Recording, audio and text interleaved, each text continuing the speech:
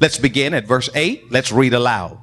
The Lord hardened the heart of Pharaoh, king of Egypt, so that he pursued the Israelites who were marching out boldly. The Egyptians, all Pharaoh's horses and chariots, horsemen and troops, pursued the Israelites and overtook them as they camped by the sea near Y'all got it. Opposite Baal Zephon. As Pharaoh approached, the Israelites looked up, and there were the Egyptians marching after them. They were terrified and cried out to the Lord. They said to Moses, was it because there were no graves in Egypt that you brought us to the desert to die? What have you done to us by bringing us out of Egypt? Didn't we say to you in Egypt, leave us alone, let us serve the Egyptians? It would have been better for us to serve the Egyptians than to die in the desert. Moses answered the people, do not be afraid, stand firm, and you will see the deliverance the Lord will bring you today. The Egyptians you see today. Now stop right there, because there are some things that you won't never have to go through again. And I just believe that's for whoever's listening by TV or radio or whatever. Some things you ain't never gonna have to deal with no more. Go on and tell it bye. It's gone forever. Now give God a praise right there. Hallelujah. Now let's keep on reading. Verse 14. All right. The Lord. Then the Lord said to Moses, why are you crying out to me? Tell the Israelites to move on. Raise your staff and stretch out your hand over the sea to divide the water so that the Israelites can go through the sea on dry ground. You may be seated in the very presence of the Lord our God. Clap your hands when you get all the way down. Now I said clap your hands like you love the Lord for real. Now I'm going to tell you why I'm going to give you this shout on the way into the message, because verse 16 says, he says, raise your staff and stretch out your hand. I didn't have this on you when I sent this to you, but it came to me by spiritual download, and it said, raise your staff and stretch out your hand over the sea to divide the water so that the Israelites can go through the sea on dry ground. Deacon Jones, you know what I got out of that? He said, listen, your deliverance is in your hand. Okay, I'm sorry. You won't get that till later. But understand that there are times when we wait on somebody or even God to deliver us when we have in our hand the ability to do some things for ourselves.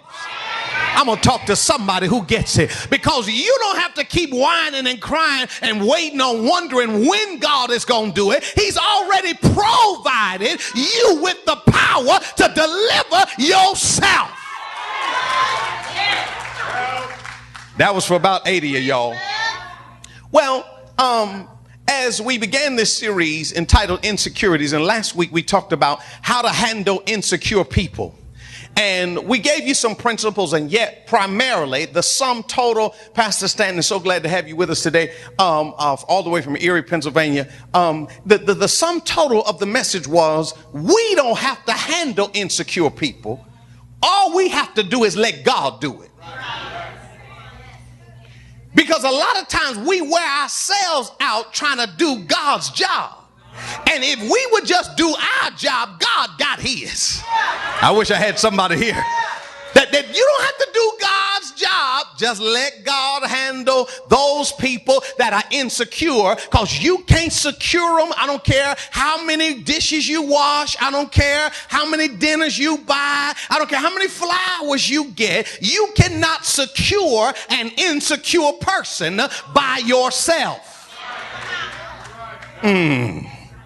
Well, I knew that the subject was entitled dealing with or how dealing with the insecurity of in between. And so I looked this up, and I thought about those children that are middle children. And that's why it talks about that middle child syndrome, because a lot of times middle children get a lot of bad publicity because they're kind of stuck in between. They're not the first and they're not the latest. And so a lot of times people will have more children or they will only have 2 children just so they don't have a middle child. But there's a marvelous book called The Power or it's called Born in Between, and it's by Lynn Griffin. And she talks about the secret power of middle children, because all middle children are not suffering from the middle child syndrome. Because many middle children are successful leaders. Did you all know that Martin Luther King was a middle child? Did you not know that Abraham Lincoln was a middle child? Madonna. Now I know all y'all know Madonna. Like a virgin. But all right, okay, all right. She was a middle child. And it says in the book Born in Between, it says, although middles are neglected by both by parents and researchers, they actually benefit from this in the long run. They become more independent, think outside the box, feel less pressure to conform. See, now you know why you act out, Mark. They just won't let you fit in a box. You just say, whenever they try to make you conform, you say, the devil is a lie. I'm a rebel with a cause. So middles are more driven than we think, because they become more independent. They think outside the box. They feel less pressure to conform and are more empathetic. This gives them great skills as employees and also makes them excellent team players and partners. And so because you are in between, it's not always the worst place to be. And so that brings us to the passage this morning, because Israel is in the middle of deliverance and destiny. You know the story. Act like you don't know it so well today, because we know that God told Moses to tell Pharaoh, let my people go. And we've shouted y'all on that. Let my people go. I am that I am has sent me. Y'all got that? But there's a whole lot in here that you have to examine, so that not only can you have information, but then you can have application with the revelation. Because when you only have information with no revelation and application, all you have is potential perspiration.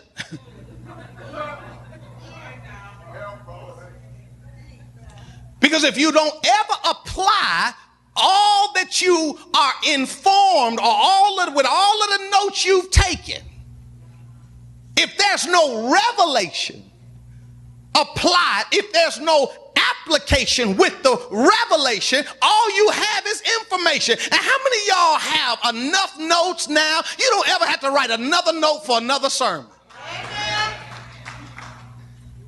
And so it's important that we apply revelation and application to the information. So that's my little aim this morning, because you got to understand that because you have been delivered, it's not over, because God will allow you to come out of what you were never supposed to be in, but yet you're not where God wants to take you. And that's the place called in between.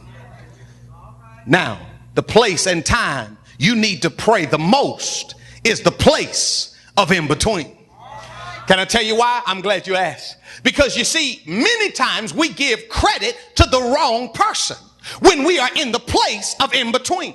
Don't worry about reading so much. Listen, because understand that in everything that comes that is negative or not so pretty in your life does not come from the devil. I see only 3 of y'all got happy on that. Because we've gotten so charismatic and so mystical and all of that we blame every negative thing on the devil. No, many times, and can I give you this for free? You ain't got to worry about the devil bothering you. You can get lost all by yourself. But LA, there comes a time when we have to recognize, if God is omniscient and all of those omnis and all of that, then what is happening to me is not directed by the devil, but it is permitted by God. And many times it is directed by God. Because in order for you to trust God, God has to get you to a place where where you can't trust nobody but God. I'm going to preach till I have a fit, because somebody looking or listening to me right now, it wasn't the devil that fired you. It wasn't the devil that got you out of that bad relationship that was whooping your behind. It was the Lord that brought you out. He delivered you, and before he takes you to your destiny, he's going to make you trust him. Is there anybody here that know that it is God who wants you to trust him? Tell your neighbor, now I understand. You in between relationships? You didn't have to say that part. But he brought you out of that one that you were so in love being in. And all you got was a headache, bad credit. Don't worry. Don't worry. Just get in where you fit in today. All you got is more sorrow. And listen, God had to bring you out, and you came out kicking and screaming. That's what deliverance is. Deliverance is not you willingly always walking out. But there are some things God has to drag you out of. I wish I had somebody here that could be honest. You really didn't want to leave Ray. You really didn't want to leave Shaniqua and all of that, but they was killing you. You got more gray hair now than you ever had. Your credit messed up. You're married. Your situation. You don't know whether you coming or going. Tell your neighbor, in between. So he brought you out of that.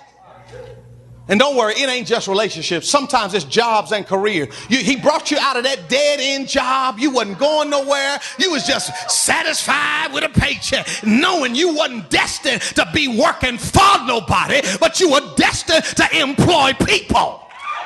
Where the people in this building that know that you sick and tired of clocking in on a job, and yet between clocking in and employing people, you are in between, and you know there's a word over your life. You know what God promised you, but you don't have it yet, and all you got, you eating dinner by yourself. You know, Lord, I know you brought me out of that, but I don't have my Boaz or my Ruth yet, and all I can do is take myself to dinner.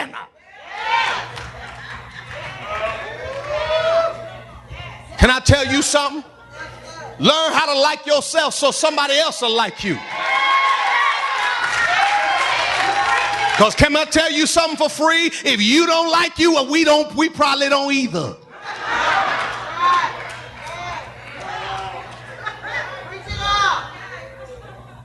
I'm going to tell you something better. Better you learn how to enjoy yourself at dinner by yourself. Because listen, I don't know about you, but you know, I stopped going to dinner with people that every time the bill comes, they want me to pay. And when they know they ain't paying, they'll order up everything. They order up steak, they order lobster, they order this, that, and the other. And then, you know, but when they pay it, oh, I ain't hungry, you know. Can I tell y'all how to flip that script? You just let them order everything. You order the same thing they order. And then you tell them, you know what? You pay tonight. And see how that works. I promise you one or two things gonna happen. Next time when you're hungry, you'll be able to go by yourself. In between. But now, one of the things that we have to recognize about the in-between is that there is a vulnerability that shows up that we don't always like. And you're wondering where this insecurity comes. Here it is. Because see, what you got to understand is that vulnerability will expose your insecurity. See, when you're vulnerable, a whole lot of things will show up. A whole lot of things that you don't even know are there will show up. Fear shows up. And what happens is there are two types of faith that are revealed when you are insecure. Because God will lead you to a place of in between to make sure that your faith is stronger. Now understand this, that you know you got a promise, you know you got potential and all that, but there comes a time when we can get comfortable in and of our own selves. And how many of you know that there are two types of faith? Let me give you this. There are two types of faith revealed here. Number one, there is undeveloped faith. When you look at the children of Israel, they really didn't know God like they were going to know God. Come here. See, you really don't know God like you really need to know God until you come up against something that makes you trust God and not mama them. See, that's why you have to know that God is taking you to some things so he can take you through some things so that on the other side of through, your faith will be developed. Remember, these are the children of Israel. They don't know who this God Yahweh is. All they know is what Moses told them. And somebody here, if the only God you know is the God of mama and them, where you are is divinely designed so that you will have your own insurance plan.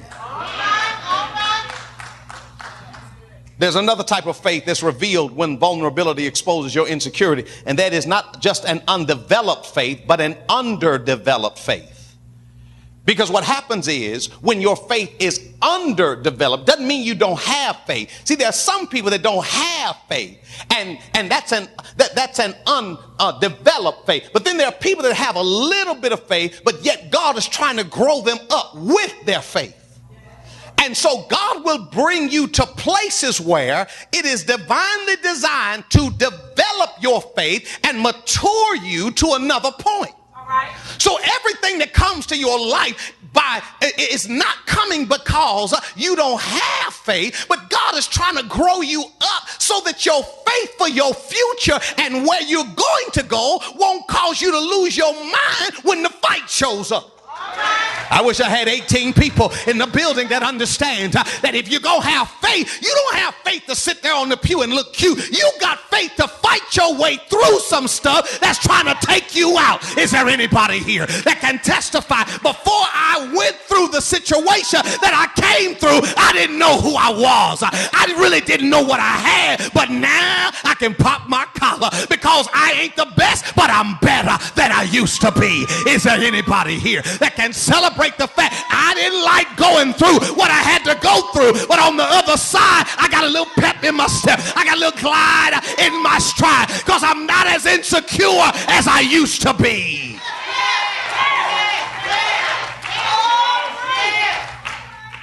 See, fear is magnified when what you see is bigger than what God said.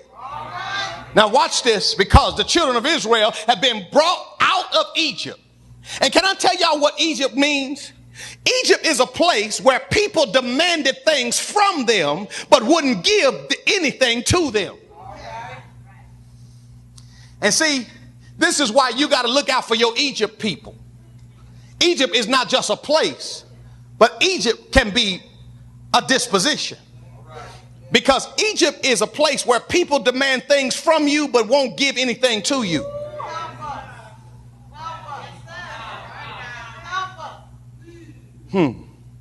Because sometimes God has to free us from our fear of what we see when what we see doesn't match up with what God said.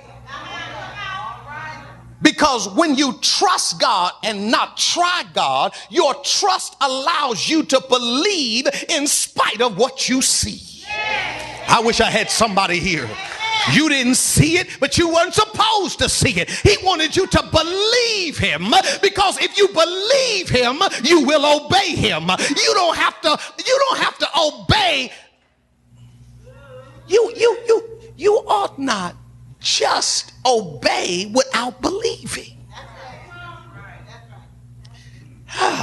Well, you don't have to believe everybody you obey.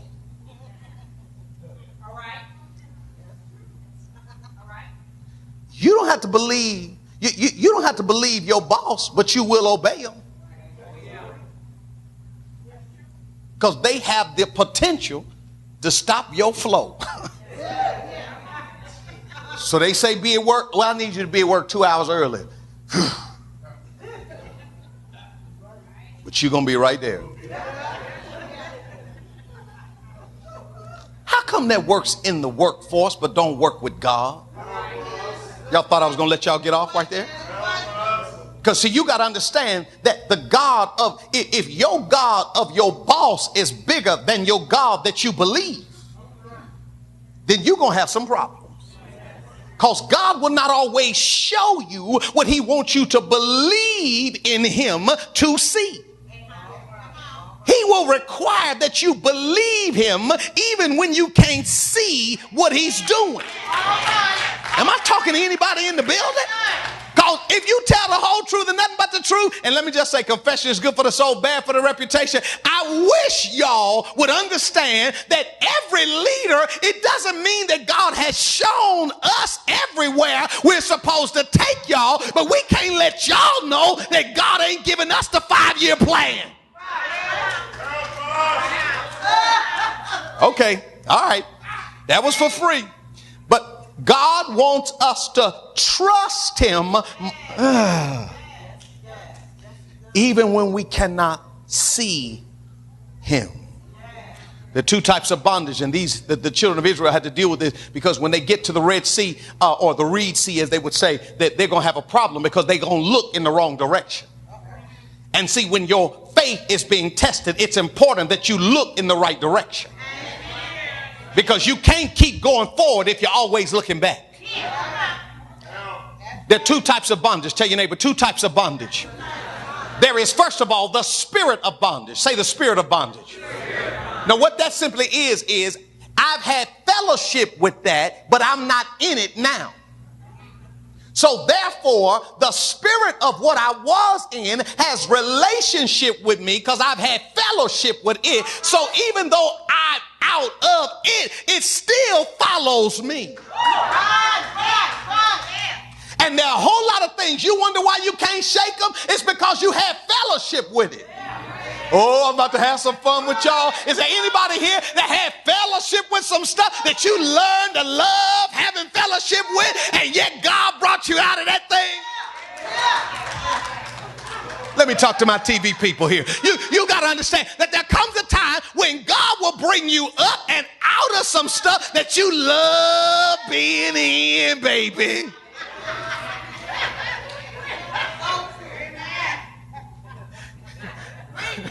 I was digging in the scene with the gangster lean.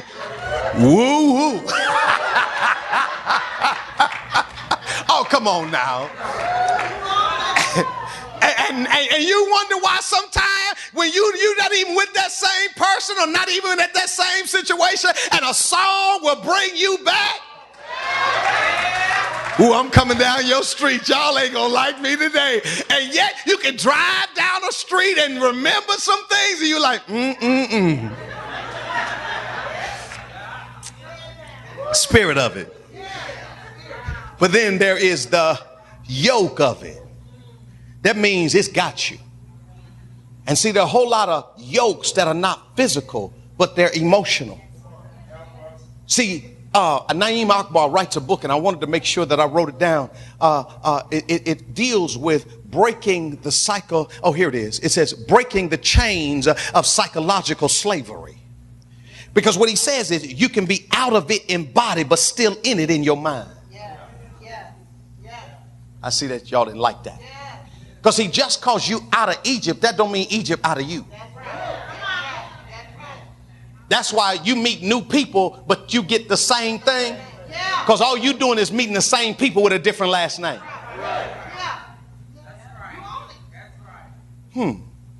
And so your faith file as a believer should show that he brought me out of that. So this, whatever that this is, isn't going to take me out, but it's going to take me through. I should have had a better praise right there. Because some of y'all ain't still in it, and it's only by the grace of God. But not only will vulnerability expose insecurity, but vulnerability will bring out insecurity. The enemy needs a door to send a demon through. And a lot of times when you are fearful, you will allow the abnormal to become your normal. All right. What are you saying, preacher? Okay. You used to being broke. So now when you have money, you spend all you have because that ain't your normal.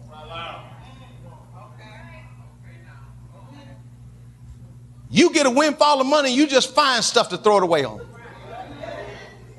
And then you look back and say, where did all of it go?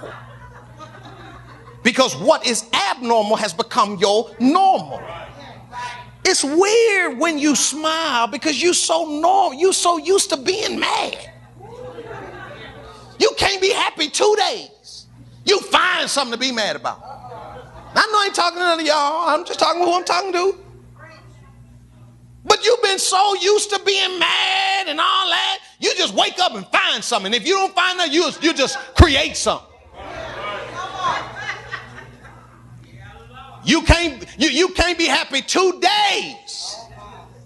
And if I ain't talking to none of y'all, y'all should be shouting. I mean, you know there's some folk that's so used to trouble that when it ain't no trouble, they'll just start something. I'm not looking at nobody. You just break out a window because you want to say, well, you know, if things are going too well, you just go break out a window or something. You can't say nothing. That's all right. Shout in your spirit.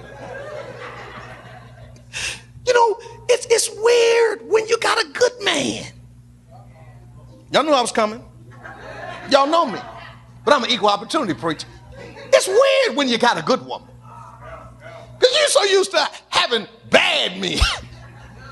You're so used to having a bad woman, you know, won't cook, won't do nothing.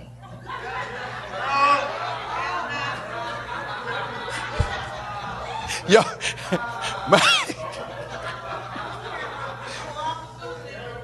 okay, equal opportunity. Let me go on back to the side. You don't know how to act when he come home. Because you used to have to find him.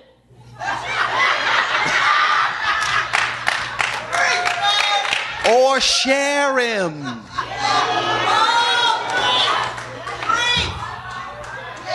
You following him, stashing money to hire PI and all that. Oh, come on, y'all. We grown. Cause you can't appreciate being like you're supposed to be, and that's what fear will produce. Fear will make you do stuff that you ain't got no business doing. My time is running out. Well, it doesn't run out. And but you got to learn how to shut the doors. I suggest that there's some doors, the doors of loneliness, the doors of isolation, the doors of depression. And this is by no means an exhaustive list, but just an inclusive list of some things. But listen, you got to learn how to shut the door. Stop opening the door to the same old stuff that God has delivered you from. Tell your neighbor, shut the doors. Come on, you can't shout, just say ouch and shut the door anyway. If I had somebody, must I say it like that? But watch this. There's what we call the Stockholm Syndrome. What that simply is, in 1973, there was a bank robbery in Switzerland, and there were 4 hostages, Deacon Smith. They were held for 6 days. And this Stockholm Syndrome can be simply defined as falling in love with what's holding you back. What happened was, these bank robbers held these hostages so long that the hostages began to defend the ones that were holding them hostage. Here's what they began to do. They began to help them to pay for their defense after they got out. You know, they would help the people that held them hostage. Now, is anybody in here beside me think there's something wrong with that? I promise you to Jesus, you gonna hold me hostage. If I get out, I'm gonna blast you. I'm going to put it on CNN. I'm going to do like the people in Cleveland. Hey, I'm here. I am alive. Because listen, they began to not only help them to raise funds for their defense and all that, they refused to testify against them. Promise you to Jesus, put me on the stand, I'm going to sing like a bird. I'm going to tell it all.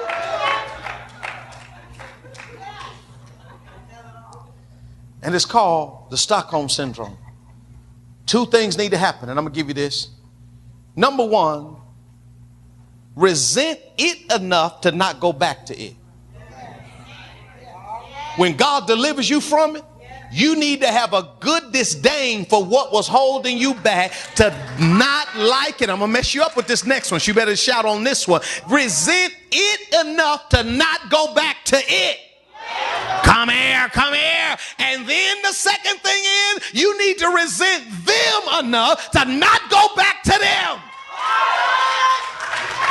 Y'all ain't liking me, but that's all right. Listen, sometimes, and y'all know it, now y'all know God had to make them do something so bad to you that you had to almost hate them in order for you to not go back to them. I see this is not, this is, but you got to understand that deliverance will not, just because he pulls you out and you're in the in-between, you got to decide, I'm not going back.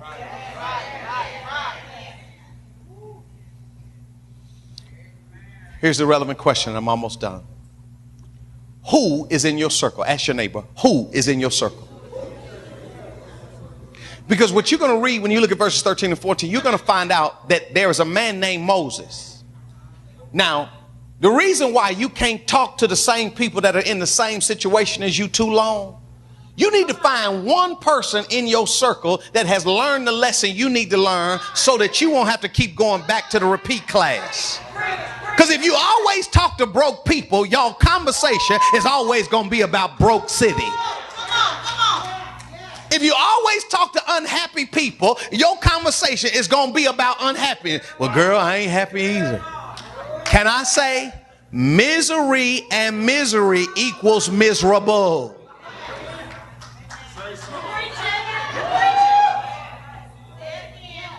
Thank you. I got permission. Misery and misery equals miserable. How do you expect to be happy and you ain't talking to no happy people?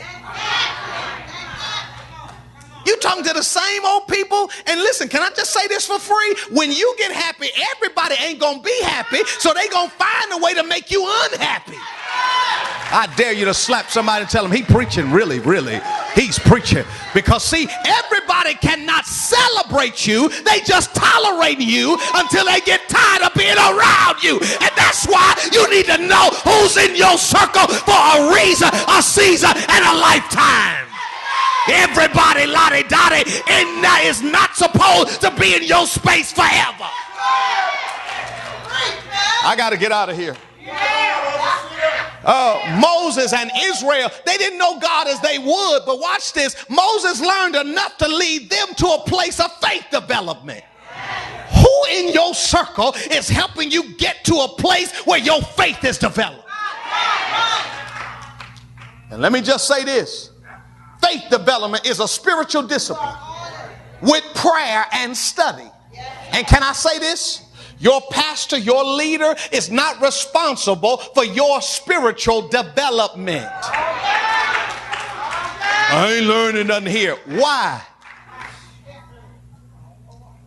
I'm going to find me another place. I ain't getting nothing. Why? Thank you, Pastor. Maybe all you got is all you want. Because maybe you can't handle more than you think you can. And that's why some people settle for what they've always had, because they're afraid of their destiny, because your destiny is going to require you to stretch. Y'all go and get your nap right there. Because see, I'm looking at some people and see, I know y'all. And even though y'all, if I don't know you by name, listen, it's somebody like you everywhere. And so I don't have to know your situation to understand that some of you are going to be right where you are this time 5 years from now, because you don't want to stretch and do what it takes to be all you can be. Because you can't be all you can be going the same places that you go, doing the same things that you've been doing. You're going to have to upgrade. Come on, slap somebody and tell them it's time for you to upgrade. Come on, let's go. You got to tell somebody, I'm tired of being little. I'm ready to supersize me. I need to be bigger than I am. And if you ain't going to help me supersize, you got to get to stepping, because I'm not going to be where I am this time next year. Hey, is there anybody here that's ready for an upgrade?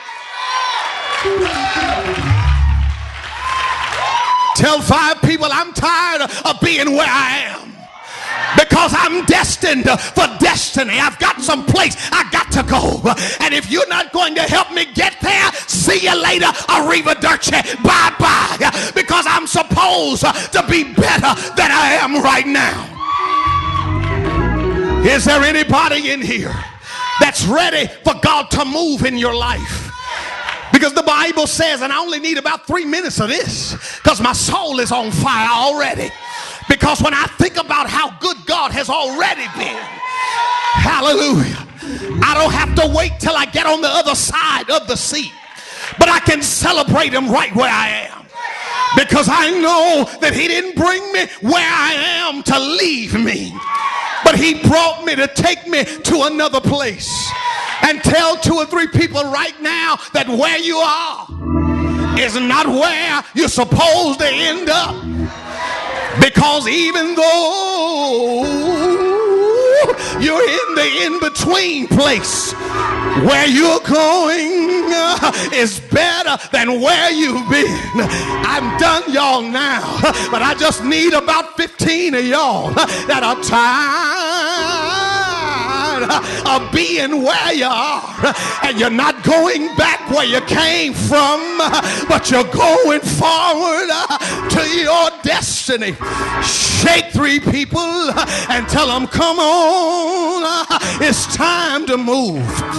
Because when we move, God will do what only God can do.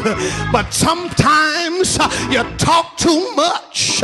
And the Bible says in the Hebrew Masoretic text, when it says stand still, it means hush. And I'm going to give y'all permission to tell your neighbor, have a blessed quietness, a holy quietness, because you're talking too much.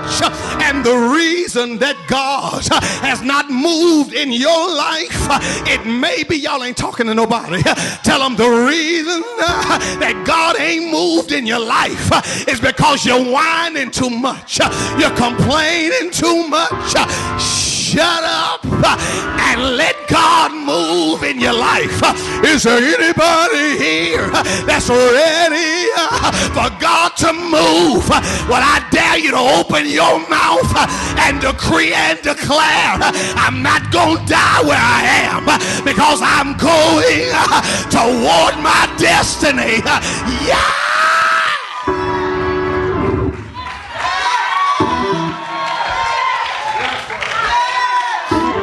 Stand still is translated stop talking. Because when God moves, you won't have to wonder what God is doing. You will know for sure that if God brought you to it, he's going to bring you through it.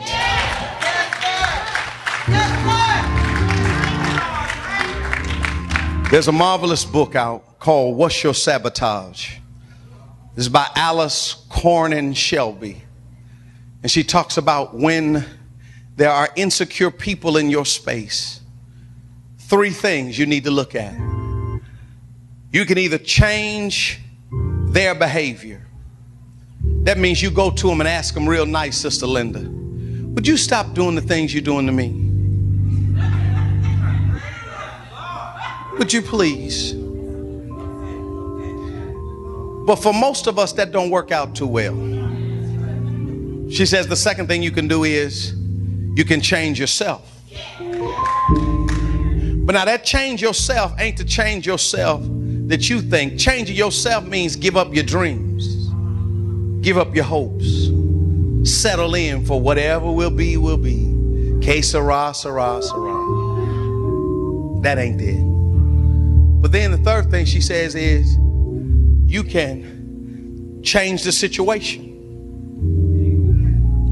And a lot of times you don't have control to change some situations. So then she says 3A. I gave you 1, 2, and 3. 3A is you got to leave.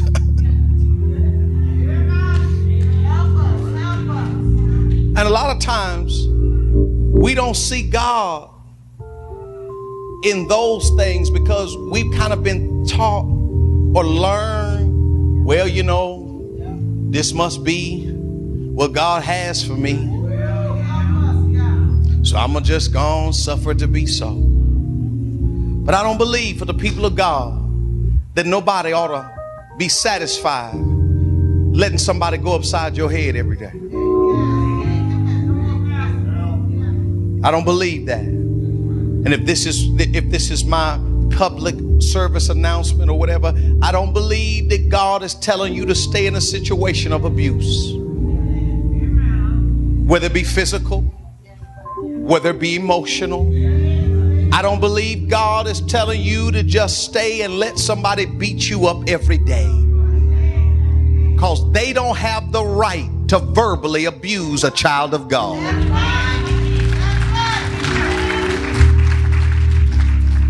It is not love when somebody puts their hands on you in a way you don't like it. That is not of God. And we have to stop thinking that all those things happen to other people. But the people of faith are dealing with abuse on another level, a level that we've never seen it before. There are more instances now creeping up, showing up. It ain't that they weren't there. And I just believe this, that if you're going to get to your destiny, you got to decide that you're not going to be satisfied just being out of what you were never supposed to be in.